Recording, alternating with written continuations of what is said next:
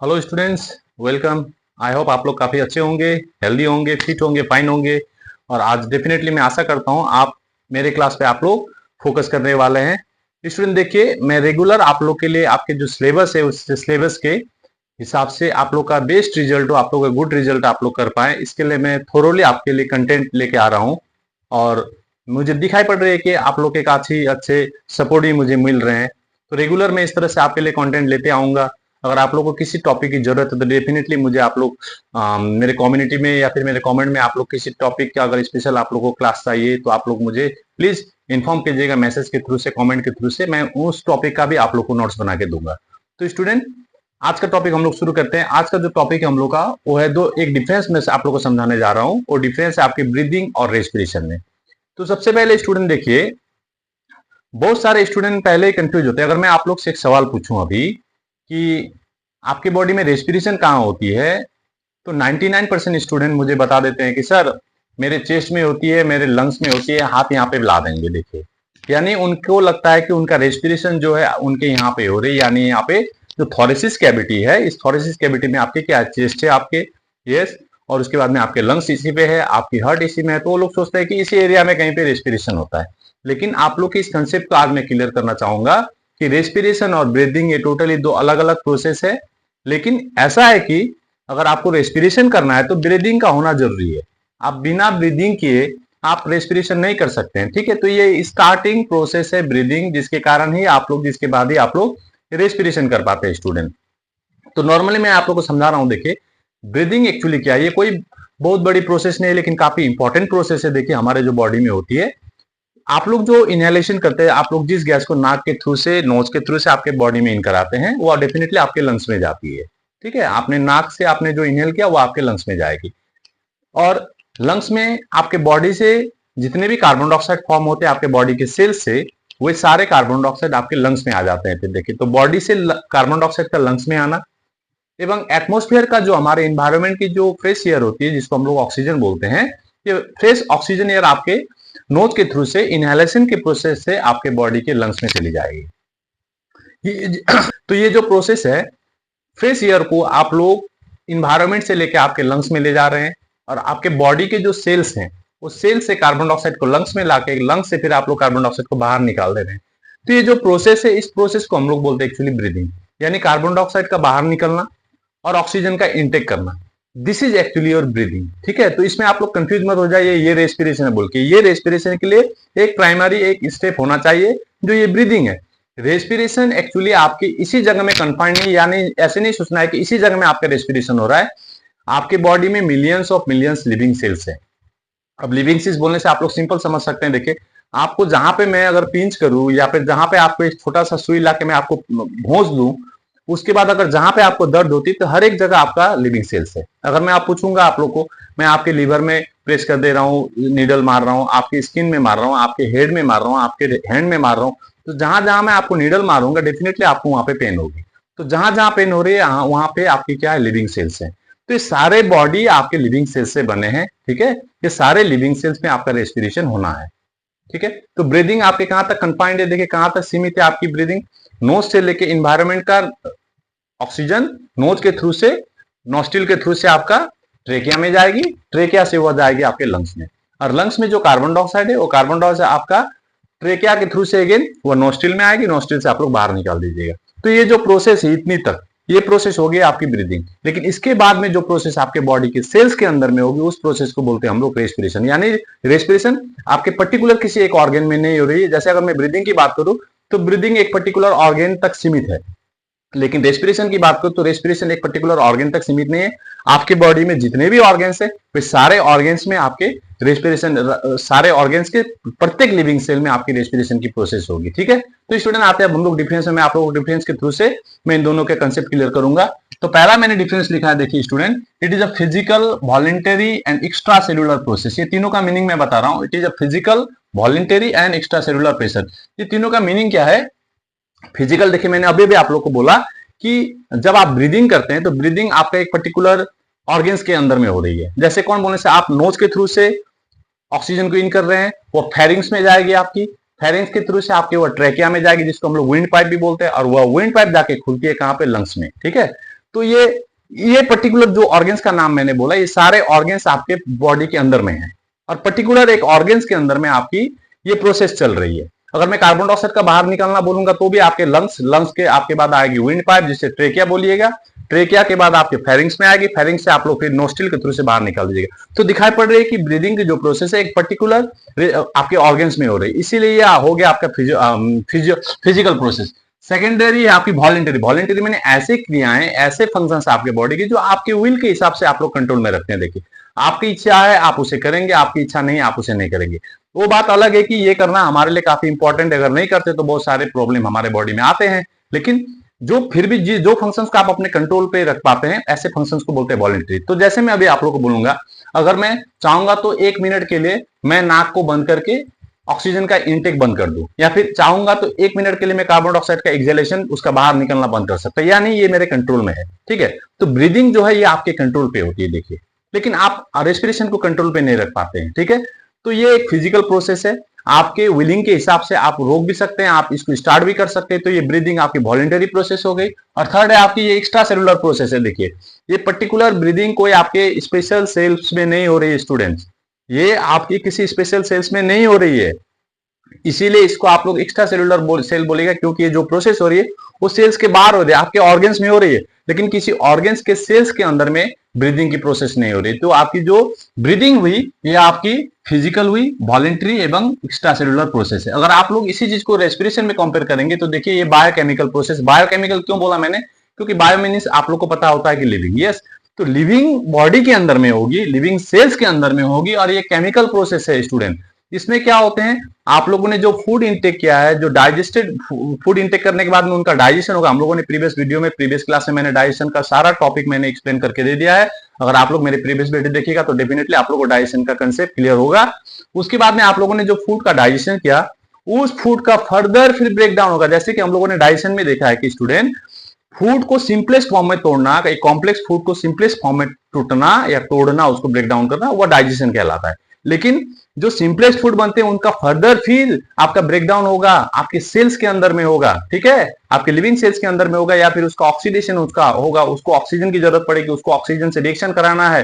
तो वह प्रोसेस आपकी जो रेस्पिरेशन हो रही है, देखिए, तो आपके पर्टिकुलर लिविंग सेल्स के अंदर में हो रही है। और आपकी जो ग्लूकोज होती है, जिस ग्लूकोज का आप लोगों ने इंटेक किया, डाइजेस्ट किया है, वो ग्लूकोज आपके सेल्स में पहुंचने के बाद उस ग्लूकोज का फिर केमिकल चेंजेस होगा। उस ग्लूकोज को फिर से तोड़ के उसको अलग किसी 2 चीजों में, 3 चीजों में हम लोग उसको तोड़ देते हैं। तो ये एक आपकी केमिकल चेंज भी हो गई, तो आपके शरीर में हो रही है और इसमें कुछ केमिकल चेंजेस होंगे। ठीक है, अभी बाद में बता रहा हूं मैं, देखिए, कुछ केमिकल चेंजेस होंगे जिसके लिए इसको हम लोग बायोकेमिकल प्रोसेस भी कहते हैं। इनवॉलेंटरी होती है। देखिए, आपके सेल्स के, चाहे आप हैंड का किसी सेल्स को लीजिए, चाहे वह एक्सटर्नल सेल्स हो, चाहे अंदर का सेल्स हो, आपके बॉडी के जितने भी ऑर्गन्स हैं, इंटरनल ऑर्गन हो, हर एक इंटरनल ऑर्गन के सेल्स के अंदर में रेस्पिरेशन चल रही है।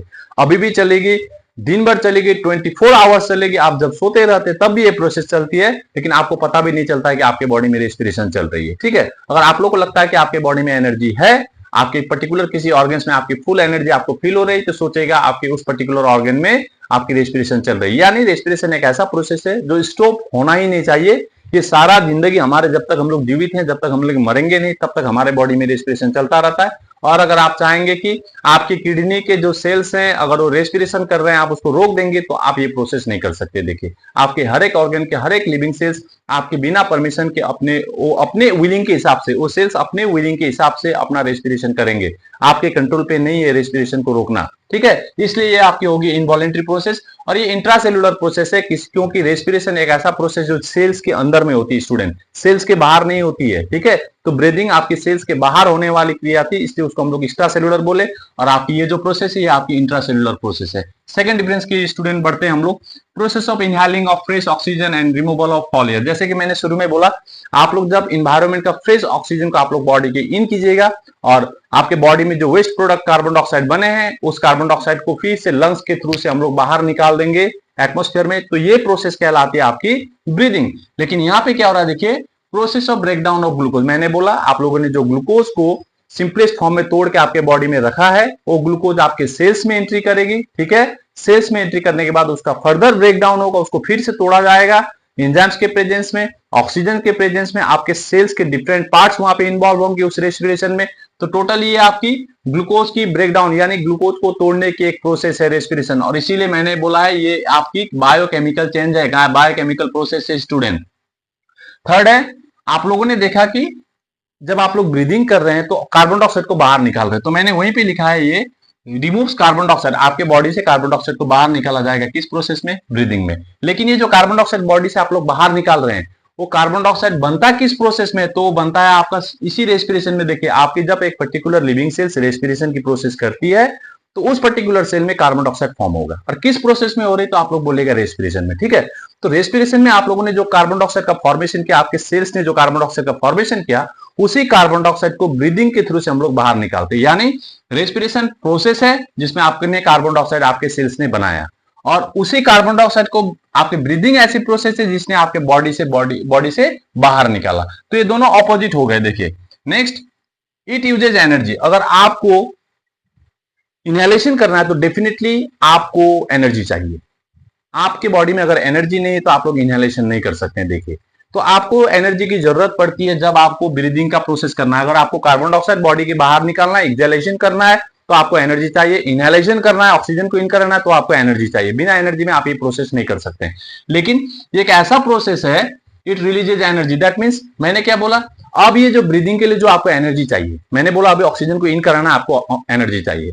आपको कार्बन डाइऑक्साइड को बाहर निकालना है, आपको एनर्जी चाहिए। तो ये एनर्जी आपको कहां से मिल रहा है, आपको ब्रीदिंग के लिए जो एनर्जी चाहिए आपके बॉडी में आपको कहां से मिल रही है, तो आपको बोलना पड़ेगा वो रिलीज करेगी आपकी रेस्पिरेशन। जब आपके पर्टिकुलर सेल्स एनर्जी को प्रोड्यूस करेगी, वही एनर्जी को बाकी बॉडी के ऑर्गन्स डिफरेंट फंक्शंस के लिए यूज करते हैं स्टूडेंट। तो ये एक ऐसा प्रोसेस है जिसमें एनर्जी रिलीज होगी, एनर्जी बनेगी, और ये एक ऐसा प्रोसेस है जिसमें एनर्जी, उसमें बना हुआ एनर्जी, ब्रीदिंग में रेस्पिरेशन में बना हुआ एनर्जी इसमें आपका यूज किया जाएगा स्टूडेंट। नेक्स्ट, आपकी जो ब्रीदिंग होती है इसके लिए मैंने जैसे कि बोला आपको ऑक्सीजन को इन कराना है, कार्बन डाइऑक्साइड को बाहर निकालना है।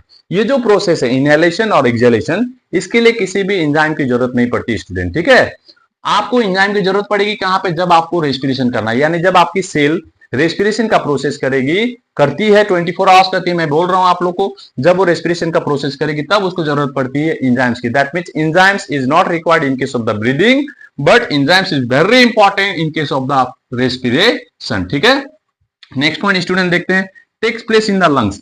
ये स्पेशली लंग्स बोलना ठीक नहीं रहेगा, ये काम होती है लंग्स में, क्योंकि लंग्स में जब आपका ऑक्सीजन पहुंचता है तो वहां पे डिफ्यूजन होती है। देखिए डिफ्यूजन एक प्रोसेस है, ये डिफ्यूजन का प्रोसेस चलेगा क्योंकि आप लोगों ने जो ऑक्सीजन लिया अंदर में, उसमें ऑक्सीजन की कॉन्सेंट्रेशन ज्यादा है। जब वो ऑक्सीजन अंदर जाएगी तो आपके वहां पे ऑक्सीजन इन करेगी लंग्स से ब्लड के अंदर में, और ब्लड से कार्बन डाइऑक्साइड बाहर निकलेगी। तो यहाँ पे डिफ्यूजन चल रहा है। तो डिफ्यूजन प्रोसेस आपकी सिर्फ लंग्स में हो रही है, इसलिए मैंने यहाँ पे लंग्स लिखा है। लेकिन एक्चुअली इसमें सिर्फ लंग्स इन्वॉल्व नहीं है, आपकी नोस्टिल से लेके नोजल कैविटी से लेके आपके फेरिंग्स से लेके आपके विंड पाइप से लेके आपके लंग्स तक टोटल ऑर्गन इन्वॉल्व है।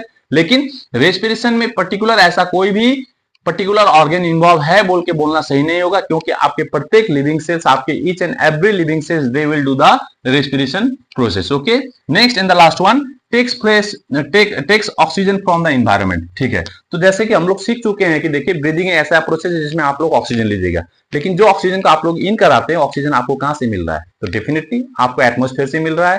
एटमॉस्फेयर में आपके फ्रेश ऑक्सीजन पाए जाते हैं। ये फ्रेश ऑक्सीजन को आप लोगों ने इनहेल किया कहां से, एटमॉस्फेयर से, ठीक है। लेकिन ये क्या, इसमें क्या हो रहा है, देखिए uses oxygen obtain from the breathing. अब रेस्पिरेशन के लिए मालूम है आप लोग को कि ऑक्सीजन काफी जरूरी है। आप लोगों ने जो ऑक्सीजन को इनटेक किया वह सेल्स के अंदर में जाएगी, और सेल्स में पहुंचने के बाद वह रेस्पिरेशन में हेल्प करने वाली जो आप लोग ऑक्सीजन लेते हैं। आप लोग कंफ्यूजन मत हो जाइएगा कि दिन भर तो आप लोग लेते रहते हैं ऑक्सीजन। देखिए रात में सोते हैं आप लोग, घोड़ा बेच के सो गए हैं, ठीक है, आप लोग गहरी नींद में, डीप स्लीप में, लेकिन आपको पता नहीं चलेगा कि ऑक्सीजन ले रहे हैं कि नहीं ले रहे। लेकिन आपकी बॉडी को जरूरत है, आपके प्रत्येक सेल्स को रात भर 24 आवर्स ऑक्सीजन की जरूरत है, क्योंकि आपके, मैंने जैसे बोला 24 आवर रेस्पिरेशन का चलना जरूरी है। तो रेस्पिरेशन हमारे बॉडी में ऑक्सीजन के एब्सेंस में ना के बराबर होती है। कुछ एक सेल्स को छोड़ के आपके बॉडी के प्रत्येक लिविंग सेल्स को ऑक्सीजन की जरूरत पड़ती है रेस्पिरेशन करने के लिए। तो रेस्पिरेशन के लिए मेनली दो चीजों की जरूरत पड़ी। पहले मैंने बोला आपको ग्लूकोज का ब्रेकडाउन होने वाला है, ठीक है, तो डेफिनेटली आपको ग्लूकोज तो चाहिए ही। उसके बाद में वो ग्लूकोज को कुछ एंजाइम्स की आवश्यकता पड़ती है, कुछ एंजाइम्स उसको हेल्प करेंगे, और फर्दर आपको हेल्प करने वाले हैं ऑक्सीजन। तो आपको जो ऑक्सीजन मिल रहा है रेस्पिरेशन के लिए, आपके सेल्स में जो ऑक्सीजन पहुंचे हैं, वो ऑक्सीजन कहां से पहुंचे? तो क्योंकि आप लोगों ने ब्रीदिंग किया था। अगर आप लोग ब्रीदिंग को रोक दीजिएगा, आप लोग सोचेगा कि आप लोग इस तरह से अगर नाक को बंद करके आप लोग ऑक्सीजन को इनहेल नहीं कीजिएगा, तो आपके सेल्स में ऑक्सीजन नहीं पहुंचेगी, फर्दर वो सेल्स आपका रेस्पिरेशन नहीं कर पाएगी, तो वह एनर्जी रिलीज भी नहीं कर पाएगी। अगर आप लोग एनर्जी रिलीज, आपके पर्टिकुलर सेल्स एनर्जी रिलीज नहीं कर पाएगी, तो वह पर्टिकुलर ऑर्गन्स हो सकता है या फिर उस पर्टिकुलर सिस्टम पूरी तरह से थक जाएगी आपके बॉडी में। जैसे क्या होता है, जब हम लोग डेथ हो जाते हैं तो आपकी प्रत्येक ऑर्गन्स थक जाती है, थकने के बाद आप लोग का डेथ होता है, या फिर जब कोई आदमी मरते हैं तो आप लोग को पता चलता है कि उसकी एक पर्टिकुलर सिस्टम खत्म हो गई है, उसके पर्टिकुलर ऑर्गन्स काम नहीं कर रहे हैं, तो उस टाइम में आपका इस तरह का फंक्शन काम स्टेप आएगा। देखिए, तो ये कुछ डिफरेंसेस थी, काफी इंपॉर्टेंट डिफरेंसेस, जिसमें हम लोगों ने ब्रीदिंग और रेस्पिरेशन के बारे में समझा है। तो अब नेक्स्ट क्लास में स्टूडेंट में आप लोग को रेस्पिरेशन क्या है, ये कितने टाइप के होते हैं, ठीक है, और इसके प्रोसेस क्या है, किस तरह से आप लोग रेस्पिरेशन, आपके बॉडी में कौन कौन सा प्रोसेस चलता है आपके रेस्पिरेशन के लिए, और कैसे आप लोग एनर्जी कंज्यूम करते हैं। आप जो दिन भर इतने उछल कूद करते रहते हैं स्टूडेंट, आप लोग के एज में तो ज्यादा होता है डेफिनेटली, आप लोग उछल कूद करने में काफी एक्सपीरियंस भी है, आप लोग उसमें थकते भी नहीं है, लेकिन इतना काम करने के लिए होल डे आप लोग काम करते रहे, फिजिकल वर्क है, आपके पास मेंटल प्रेशर आप लोग को झेलना पड़ता है, तो इतना सारा काम करने के लिए आप लोग को जो एनर्जी मिलता है, वह एनर्जी रेस्पिरेशन आपको प्रोवाइड कर रही है। तो वह प्रोसेस कैसे होती है हम लोग उसको नेक्स्ट क्लास में देखेंगे। ठीक है स्टूडेंट, आई होप आज का क्लास काफी बढ़िया था। अगर आप लोग को क्लास पसंद आया तो डेफिनेटली मैं आशा करता हूं आप लोग लाइक और कमेंट जरूर कीजिएगा, और ट्राई भी कीजिएगा कि अपने दोस्तों के साथ मेरे वीडियो को शेयर करें, ताकि मेरा सब्सक्रिप्शन बढ़ जाए और मैं ज्यादा मोटिवेट होकर आप लोग को बढ़िया से बढ़िया वीडियो लेके आ पाऊं। तो थैंक यू स्टूडेंट आज के लिए, take care, bye bye, see you.